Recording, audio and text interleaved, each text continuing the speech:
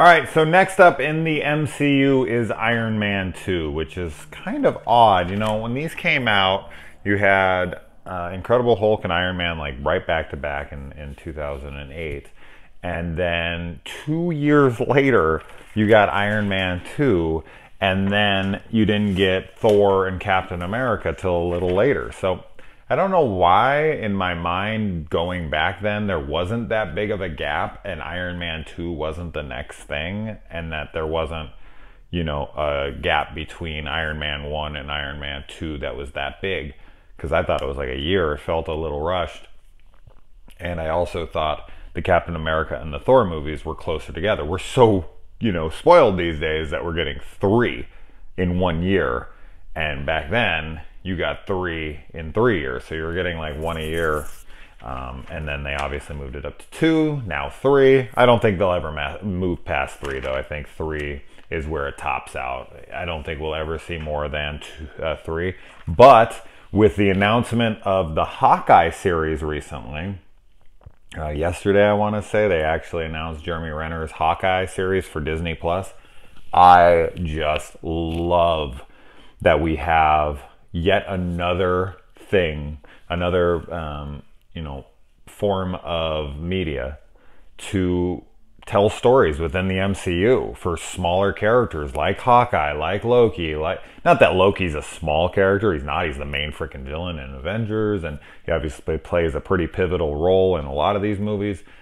But for him to have his own movie, I don't know if it would have had a big enough calling for that. But for him to get his own TV series, for Scarlet Witch to possibly get her own TV series, I know that's more rumored than confirmed, but the Loki and the Hawkeye thing are confirmed. So we're getting those 2, and there's so many other characters within the MCU that could get their own spin-offs. I mean, you already kind of had that happen with Agent Coulson and Agent Carter getting their own spin-offs with Agent Shield and Agent Carter. But I love the idea that we are going to get the actual big name, Jeremy Renner, Tom Hiddleston, Elizabeth Olsen, big name actors to come in and play these characters for these like 6-8 episode one-offs to explore characters. It's super exciting. Anyways, we're here to talk about Iron Man 2, but just with the announcement of the Hawkeye thing yesterday, I probably should have saved it for my Thor review since he is introduced in that movie, but I jumped the gun a little because I'm just excited. All right, so Iron Man 2, a film that I saw in theaters. Obviously, I saw all these in theaters opening weekend. But a film I saw in theaters and I really didn't care for. I was like, meh. Like, that felt very rushed. There was a lot of stuff that I picked apart, like, oh, that's lame, this and that. And upon my rewatch this time, I actually really enjoyed it. So I'm really excited that I've been going back through, because it's not only elevating my excitement level for Endgame as it draws near, and yes, I do have my ticket. Don't worry, I got the 6 p.m. showing, first showing, dead center. That's the good thing about going alone. You can always find one seat because no one wants to sit next to each other. So you always have these random scattered seats for weirdos like me who go to the movies by themselves on opening night for a 3-hour and 2-minute movie. But it also, I don't know, it's just like, maybe my excitement for Endgame and these characters, and maybe just knowing these characters now so much better, because a lot of these movies, these earlier MCU like Phase 1 movies, I haven't watched them in a long while. And so going back and visiting characters that I know so well now from all the films that they've been in between Civil War, I mean, there's so many movies that these guys actually play into, even if it's just for a minute or two, that you've gotten to know them so damn well. And obviously Tony Stark, Iron Man, is the most, because I think he's in like 9 or 10 of these damn things now, maybe even more. So you really know him intimately. So going back to more of his origins, some of these more early movies, is really exciting to see kind of where he grew from, to watch this character, you know, grow up a little bit, and seeing things that he's doing in here that are, you know, that he's passed now in these later installments. And I don't know, the growth, I enjoy it. I really enjoyed this movie this time, and that was surprising. I was expecting to yawn through this one. One thing that I do love about this movie and all the Iron Man movies is the main casting of the villains. We've got great people playing villains, or spoilers for Iron Man 3, but even characters who revealed not to actually be the villain are still incredible, fantastic actors. So yeah, I mean, Mickey Rourke, big Mickey Rourke fan. My brother growing up was this enormous Mickey Rourke fan. He was like a Mickey Rourke fanboy to the nth degree. Big hardcore Mickey Rourke fan. He was obsessive about it. So Mickey Rourke was a big deal in our household because of my brother Greg.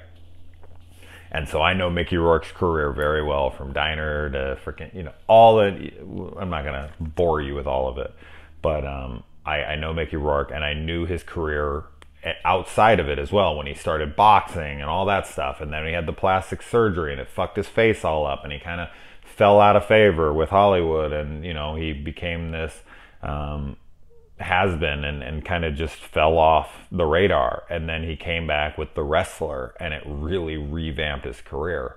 Thank God. That's a great fucking movie, and I love Mickey Rourke, and he's a great actor. And to have him here as the villain, he crushes it. I think he's fan-fucking-tastic in this movie. Yes, every villain, for the most part in the MCU, outside of something like Thanos or maybe Killmonger or something, like, there are some great villains in the MCU, but most of them are slightly forgettable. But that doesn't take away from the performance that they give. Maybe they weren't written to be extremely deep and expansive and have all this on-screen time, but I feel like with Rourke, what little screen time he has, he really brings a presence, and it's memorable. He's a very memorable looking villain. He's a very memorable sounding villain. I really like him as Vanko. I dig it. I think that he does a fantastic job. The Russian accent, the look of him, he looks nuts. Good stuff all around. So the Rourke character works for me for sure. And we find out in the opening here, we get it. Like, I feel like we kind of feel for his character.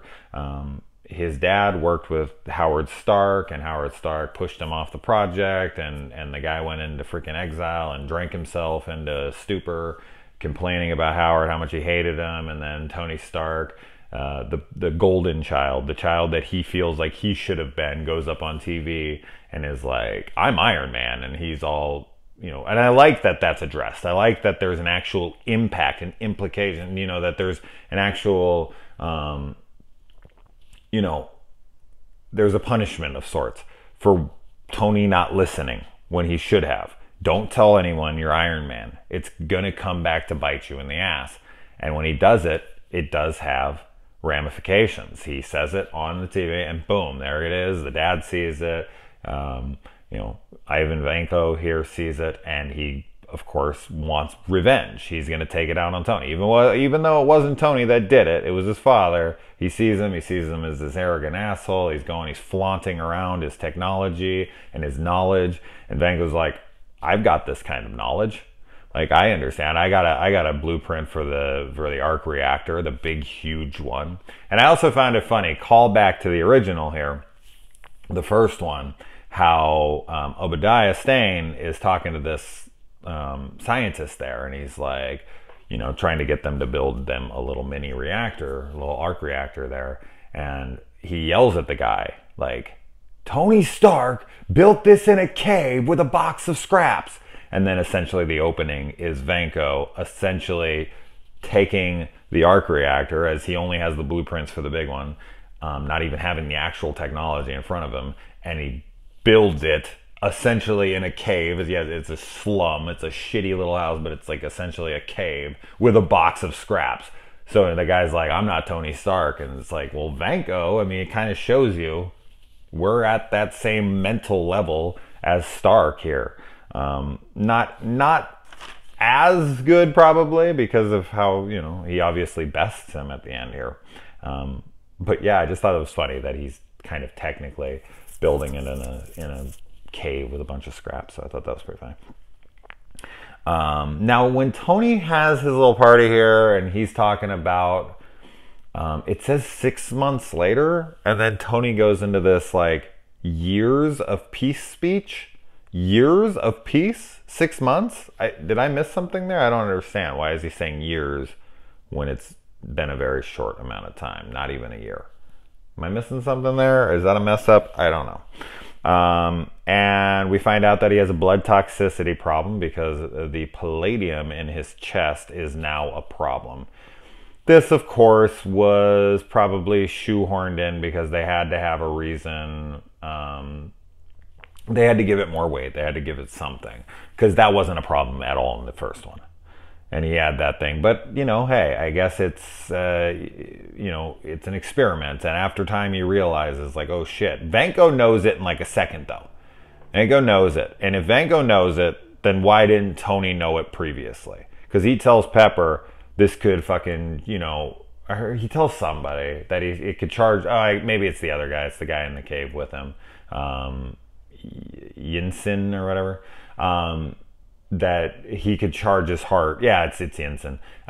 For 50 lifetimes. Or something really big for 15 minutes. But it's like, and then when he puts it in and he's like, oh, this one's a relic, throw it away, whatever. This one I'm good. And it's like, but he should have known. So maybe he knew all along. And he just, so maybe it's not a continuity error. And I don't take it as one. But Tony had to have known that that wasn't sustaining. So when it's actually happening later on in his life, only 6 months to a year later, it goes up dramatically though, okay? So I don't know what all had to take place, like how long it has to accumulate before it starts to poison your blood or whatnot. But like, it's been, he says years, but it's been 6 months. And now, like, when you see the first result, it's like 13%. Then the next one's like 30. And it's only been like a day. So it's like going quick in this movie. It's like all of a sudden the palladium is poisoning him in like a few days. But he's had it in for 6 months. So I don't understand what's going on with that. I don't know if it like takes a while, your body's resilient to it. And then once it starts poisoning you, I don't know. So that's kind of wonky, but you know, it is what it is. Obviously he figures his way out of it here, and that's fairly convenient. We'll get to that. So Stan Lee's cameo here is Larry King. That's pretty funny, seeing as how it was Hugh Hefner in the last one, who he slightly resembles, and Larry King is also a pretty funny one to throw him in here. Ooh, we get the beautiful Kate Mara here being the chick who serves him his lawsuit. What are those guys called? Oh, I know the name of those things. Whatever, it doesn't matter. But goddamn, whew, she's quite attractive in this. Sam Rockwell is Justin Hammer. He is so corny in this movie, but great. He's perfectly cast for this role, opposite Robert Downey Jr. I love it. And Scarlett Johansson. You want to talk this? I feel like this and Ghost in the Shell. This would be like right there. They're like toe and toe and toe. Like they're super close. What character's hotter? She's so hot in this movie. It's insane. Like when she bends down to get into the ring and she looks up at him. Oh my God. But as I said, Ghost in the Shell or this, she's never not hot for sure, but it's like, wow, out of control hot in this movie. This is the hottest she's ever looked in the MCU, in my opinion. When she was in this movie, I was just like, who is that? And Tony looks at her and he's like, I want one. I'm like, who doesn't want one? We all want one. Oh my God. Also love that Elon Musk makes a little cameo in here because, you know, essentially he is the real life Tony Stark. I don't know if he's flying around in Iron Man suits or anything, but he very much is the closest thing we have on this planet to a Tony Stark that I'm aware of. Now, the whole IndyCar scene is silly. It's still fun. It looks cool and whatnot, but Vanko just comes out there with whips on his arms. Really? There was no cops. There was no snipers. There was no nothing at an IndyCar race of that caliber. Bullshit. Bullshit. There would be guards everywhere at that thing, and they would have shot him in the head in about 5 to 10 seconds. You go down to a place with that much money, that much wealth, I can guarantee you there is tons and tons and tons of security. Yes, this is a comic book movie, so I'm going to look past it. I'll look past so much in comic book movies. But I watched it and I was like, he's just out there with barely, I mean, he's almost completely naked outside of like the little arc reactor in his chest, his whiplash arms, and the little metal around the chest. Outside of that, he is completely open to his legs, his, you know, parts of his arms, his chest. All of his head is open, and there's not one cop, nothing really. It's silly.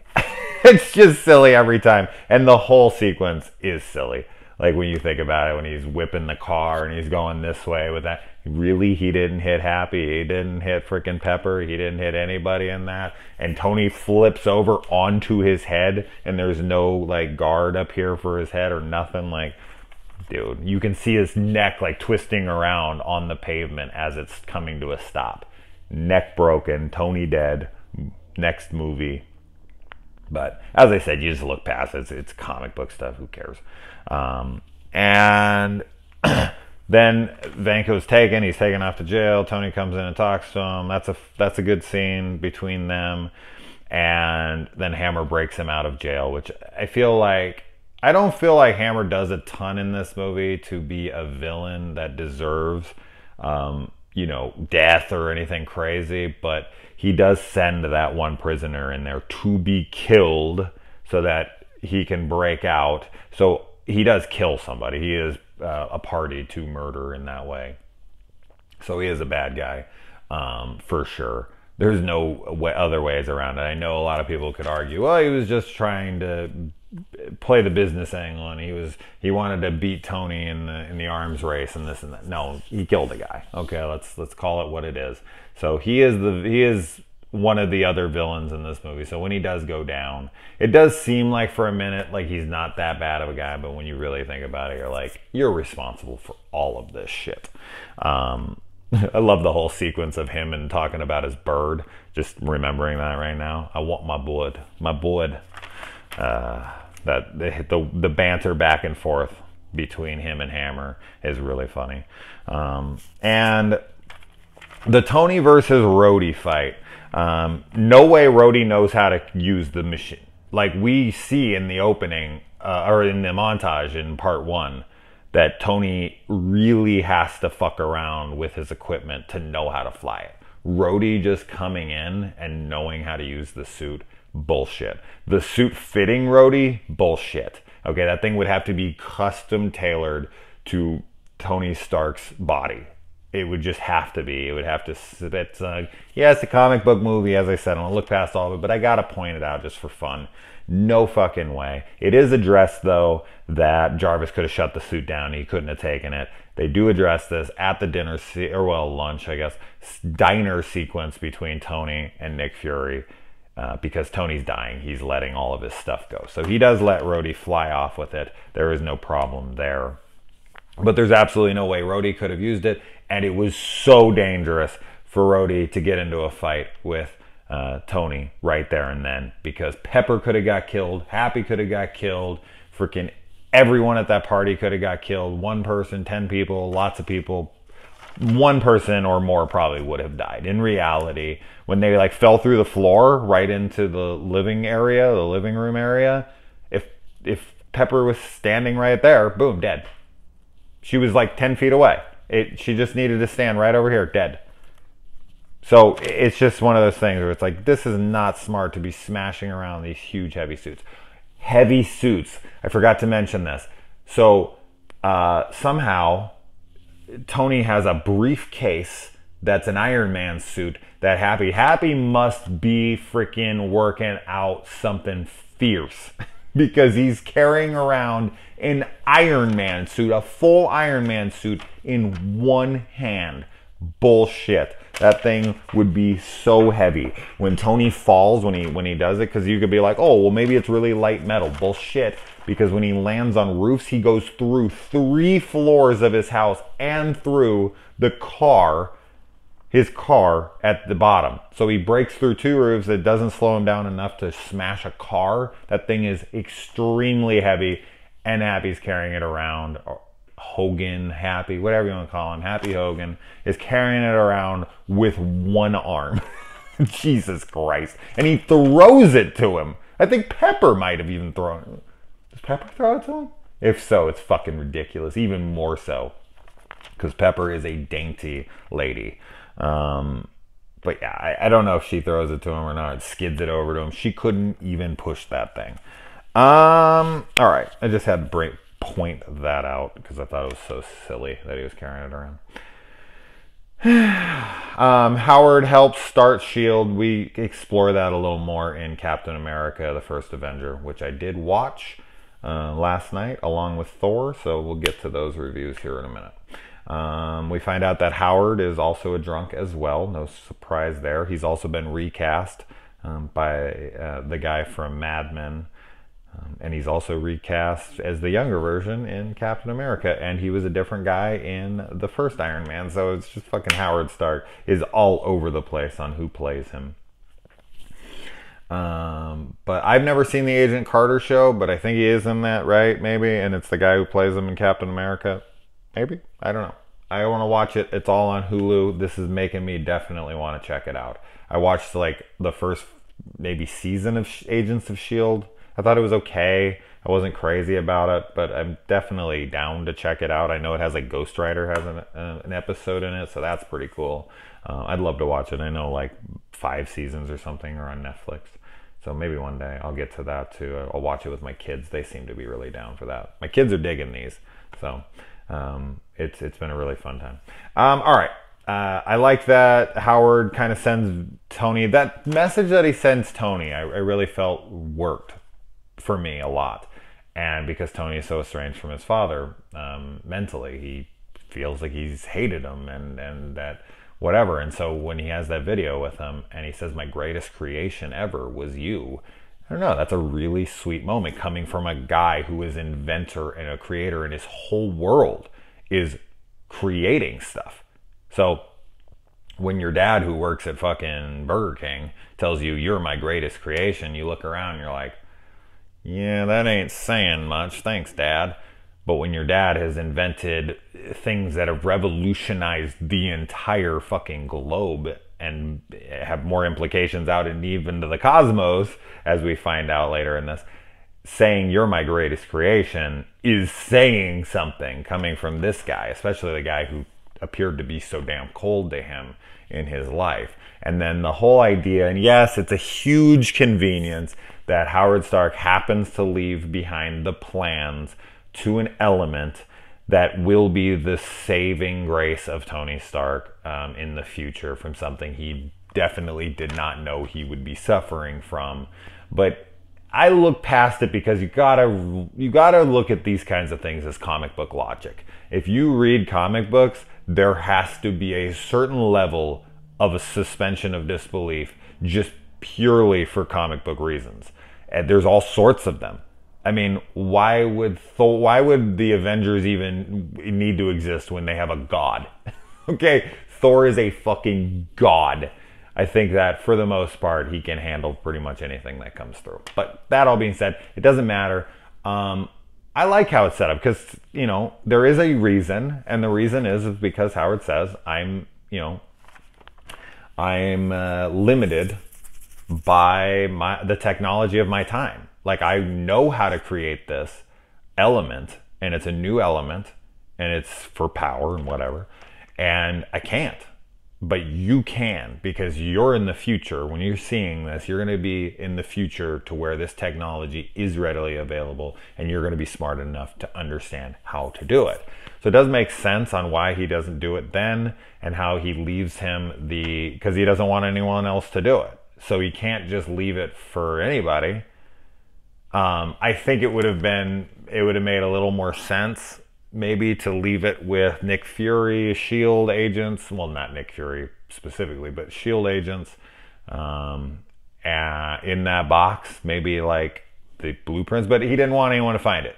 He left behind a message for Tony to put together what it was because he was hiding it, and he knew Tony would be the only one smart enough to figure out that was, you know, the design of the whole place, was it? I think that's pretty cool. I mean, yes, it's convenient. It absolutely is. And I understand it. And I thought the same thing when I saw it the first time. I was like, oh, really? Really? It just so happens to be what saves them? But fuck all that. It really actually just worked for me this time. I looked at it and I was like, that's cool. I'm glad. It's cool that it's hidden in there. It's like a puzzle. You have to solve it. It's an adventure kind of story. He gets the words from his dad he never got before. It, you know, inspires him to look further into it. I don't know. It's a cool scene. I never gave it enough credit before, and yes, it's silly, but I don't care. And then he goes and he gives freaking, well, this happens before, but the strawberries to Pepper I thought was pretty funny, since the only thing on earth she's allergic to is strawberries. And he's like, I knew there was a connection. And he actually uses that as a positive, which for Tony it kind of is. It's like, see, I knew there was a connection there. I knew this somehow applied to you. It's, you know, obviously screwed up, but hey, I'm remembering something about you. I thought that was pretty funny. And the Vanko killing the guards that are left with him, and they're hanging in the background when he's making the call and there's blood on his finger. I was like, damn, that's a dark scene with them just hanging in the background. That's a little more violent than you would expect to see in a movie like this. Coulson is reassigned to New Mexico, obviously for the hammer in Thor. Being in the ground, so that's pretty cool that there's a little connective tissue here already early in the MCU. Now it's just rampant, but back then it was very small little nuggets like that. But it's cool, a little continuity there. Vanko hacks War Machine and makes him part of his little troop there hunting after Tony. Happy and Natasha, I like this sequence. I like when she's getting naked in the back, well, taken down to her bra. Oh my God, sorry, she's so hot in this. It's disgusting. And he's like looking in the rearview mirror, and he can't even pay attention. He almost crashes the car. It's a funny sequence. And then they run in the fucking place, and he's fighting this guy forever. It's very reminiscent of like Big Trouble in Little China when Jack takes the gun and he's like trying to fix the gun. And Wang's out there and he's fighting all the guys, and Jack comes out and their asses are kicked, and he's like, oh, oops. Very reminiscent of that. But the fight sequence, Black Widow, we got a Black Widow movie that's supposed to start filming in June or July. It was supposedly, possibly confirmed that was going to happen from one of the actors in it. So we're getting a Black Widow movie next year, supposedly, which, watching this fight sequence, be kick-ass, man. I'd love to see more fight sequences like this. It's a really good fight sequence. Really fun. So yeah, I don't know. It just got me excited for the potential of a... I would think that Black Widow would more get a TV series, but I'm down for a movie. I think it would be cool, so I'm down. The "you were dying" thing between him and Pepper on the call is really cute. Just kind of plays into their relationship. You were dying? You weren't going to tell me? I thought that was just, yeah, that was super adorable. The stupid thing Vanko does that I just can't look past, even in this watch, this is my one major gripe, is the whole timer. The beep, beep, beep, beep, like the Predator explosion at the end of Predator when he gives Dutch enough time to run away.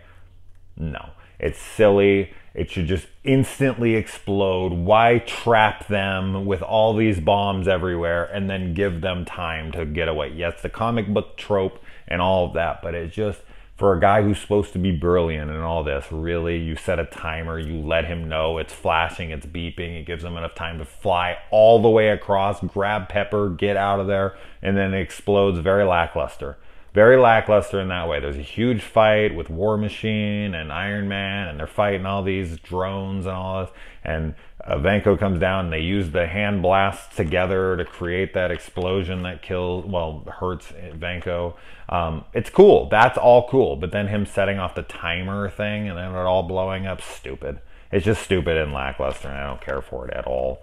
And then the Gary Shandling ending, very funny. Really funny stuff. Love seeing that. That's good stuff. And the after credits sequence in this, shit. I don't know what it is. I forget. Was there one? I don't have it written down. Iron Man 2, did I? There was one, I think, but I can't remember what it was. Oh well, it's obviously not that important. So anyway, let's move on.